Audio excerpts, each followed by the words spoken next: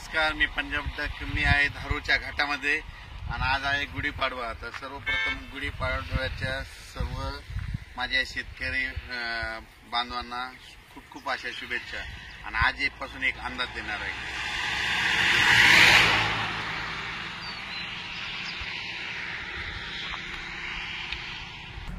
राज्यात सर्व शेतकऱ्याचं काय झालं की कांदा काढणी चालू आहे. तर कांदा काढायला चालू आहे, हळद देखील विदर्भात काढणं चालू आहे, त्याच्यानंतर मका देखील काढणं चालू आहे, गहू देखील काढणं चालू आहे, हरभराचे देखील चालू आहे, त्यानंतर ज्वारी देखील काढणं चालू आहे.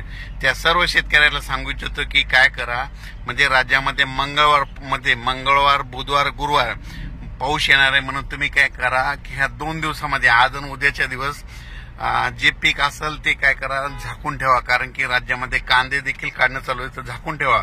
कारण की मंगळवार बुधवार गुरुवारी पाऊस येणार आहे, म्हणून हा अंदाज लक्षात द्यायचा. पण परत एक वीटभट्टीवाले देखील उत्पादक आहेत, त्यांचे देखील फोन आले की त्यांना देखील सांगतो की तुम्ही काय करा की आज आणि उद्याच्या दिवसात ह्या 2 दिवसामध्ये तुम्ही कच्च्या इटा असाल तर झाकून ठेवा. कारण की राज्यामध्ये मंगळवार बुधवार गुरुवार एकदा पाऊस येणार आहे आणि त्याच्यानंतर 9, 10, 11 एप्रिल दरम्यान एकदा पावसाची शक्यता आहे. म्हणून हा अंदाज लक्षात घ्यायचा.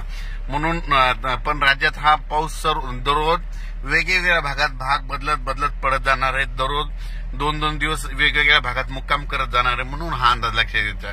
हे अंदाज मी जात आहे रेणापूरला एका उद्घाटनाला आणि सध्या मी धारूरच्या घाटामध्ये आणि या घाटामधून हे अंदाज देत आहे. ही बीड जिल्ह्यामध्ये, तर बीड जिल्ह्यातल्या शेतकऱ्याला सांगू इच्छितो की तुमचा कांदा असेल तर झाकून ठेवा. कारण की तुमच्या बीड जिल्ह्यात देखील चांगला पाऊस पडणार आहे, सोलापूर जिल्ह्यात देखील चांगला पडणार आहे, त्याच्यानंतर नगर जिल्ह्यात देखील आहे, पुणे देखील आहे, म्हणजे कोकणात देखील. म्हणजे सांगायचं झालं तर उत्तर महाराष्ट्र, पश्चिम महाराष्ट्र, मराठवाडा, त्याच्यानंतर खानदेश या विभागामध्ये पाऊस आहे, पण भाग बदलत आहे.